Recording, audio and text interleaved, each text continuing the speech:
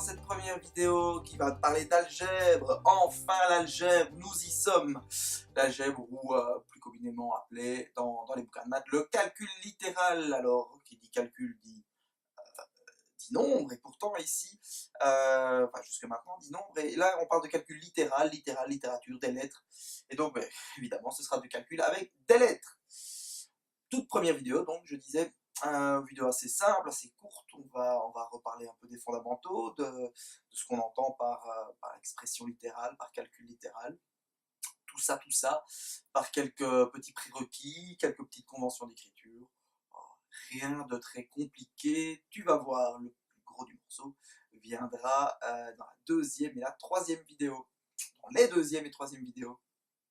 Alors voilà, tout d'abord, qu'entend-on par expression littérale? Une expression littérale, c'est dès qu'on a une lettre qui est censée représenter un nombre. Quel nombre? Alors ça dépend du contexte, parfois ça peut être n'importe quel nombre, et tu connaissais ça déjà quand tu avais la formule d'air d'un rectangle par exemple, c'était longueur fois largeur.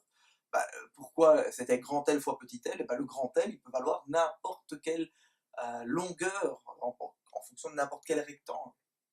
Pareil pour le petit l.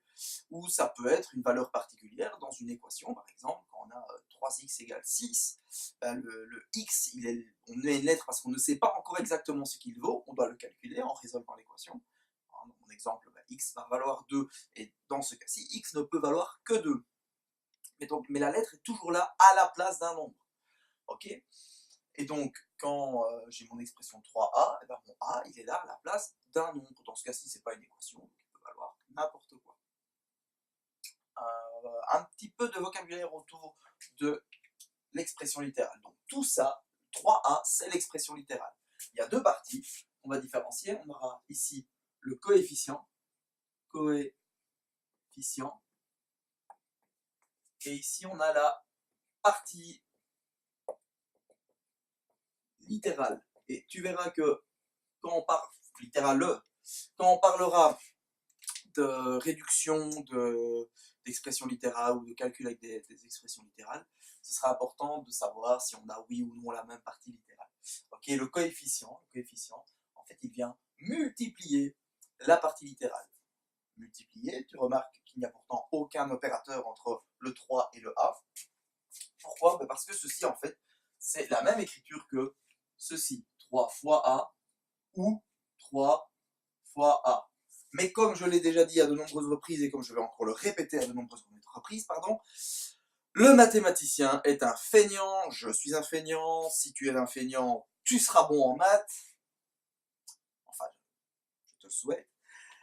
Et donc, plutôt que de se fatiguer à mettre un symbole, ou encore un symbole plus simple, eh ben on met même plus de symbole du tout. 3A, c'est 3 fois la quantité A. Un peu comme en français quand tu dis 3 livres. Mais bien sûr, n'importe qui dit quand il va acheter à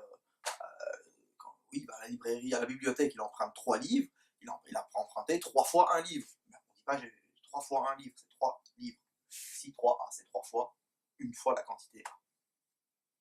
Ok, et donc je disais que donc, quand on devra calculer cette partie, cette expression littérale, étant donné que le A est à la place d'un nombre, eh bien en fonction de ce que peut valoir A, on devra calculer. Si je veux si A égale 2, alors 3A égale 3 fois 2.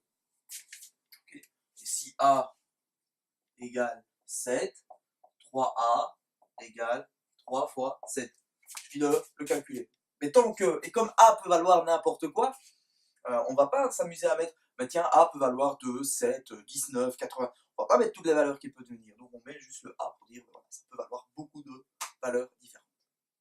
Ok, j'ai l'impression de couper un peu les cheveux en 4. Tu trouves ça peut-être un petit peu rébarbatif, c'est possible, mais c'est important de partir sur des bonnes bases. Ok, autre petit moment un peu relou, un peu rébarbatif. Le A, dans l'écriture juste A, la lettre A, quand on l'emploie en algèbre, ça sous-entend beaucoup de choses. En fait, si j'ai juste A, ça sous-entend qu'en fait j'ai une fois A, ok? Et que en fait j'ai une fois A puissance 1 sur 1, et qu'en plus, je vais me virer mon A. Hein, en plus, c'est un nombre, tout ça est un nombre positif. Donc derrière juste le A se cache en fait le fait qu'on a une fois cette quantité à la puissance unième sur 1 divisé une fois en positif. Pourquoi je précise cela? Bien parce que tu verras que quand tu devras utiliser la réduction d'un produit de puissance de même base, eh bien tu auras vite fait d'oublier que si tu as 3A carré fois A, tu auras vite fait d'oublier qu'en fait ça c'est fois 1A exposant 1, et que donc tu devras faire 3 fois 1, et ici 2 plus 1 pour l'exposant, et que ça fera 3A au cube. Enfin voilà, je dis ça, je dis rien, hein, mais j'ai l'expérience, crois-moi, toi ça fait 2 ans que tu es en secondaire, moi ça fait... je crois que ça, t'étais peut-être pas né, non, si t'étais né quand même quand j'ai commencé à enseigner les maths, mais t'étais tout petit, tu savais pas même pas que t'avais des doigts, hein, d'accord? Tu savais pas que tu savais compter sur tes doigts, tu savais pas que t'avais des doigts, hein. Et moi je voyais déjà ce genre d'erreur, l'élève il oublie que, ah ben ça veut dire qu'il y a un 1 devant, hein, pareil, hein, si je demande, enfin, si j'ai un moins ici, ben, il faut pas oublier que ça c'est un plus, et que moins par plus ça va me donner moins, ok? Ok, bon. La notation sous-entendue. Oui, je sais, je donne l'impression que je m'énerve. Je m'énerve pas sur toi, mais c'est sur tous les autres qui sont venus avant toi et qui ont fait des erreurs. Bon. Le petit attention. Ben oui, parce que, encore une fois, attention. Attention à quelque chose de très important. Tu ne vas pas en croiser beaucoup maintenant. À partir de l'année prochaine, bien. Mais il est déjà temps maintenant, étant donné que tu vas réussir ton année et que tu vas passer en troisième, il est temps que tu te familiarises avec le fait que, comme ma lettre peut valoir n'importe quoi, si ma lettre elle est au dénominateur d'une fraction, eh bien, le A, il pourra valoir n'importe quoi sauf 0, parce que je ne peux pas avoir un dénominateur qui vaut 0. Pareil, hein, si j'ai 1 sur A moins 3, eh ben mon A, il va devoir être différent de 3, parce que si A vaut 3, 3 moins 3, ça fait 0, et donc c'est pas possible. Donc,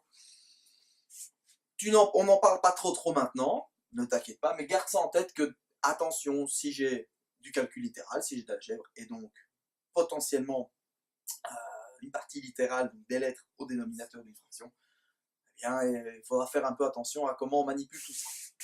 Bref, voilà, c'est un petit peu la fin pour cette première vidéo d'échauffement, on va dire, sur le calcul littéral. Tout ça n'est pas évalué tel quel, on va pas te demander quelle est la partie littérale, quel est l'exposant, quel est le coefficient, mais il faut être ok sur le vocabulaire. Je te dis à tout de suite dans la deuxième vidéo.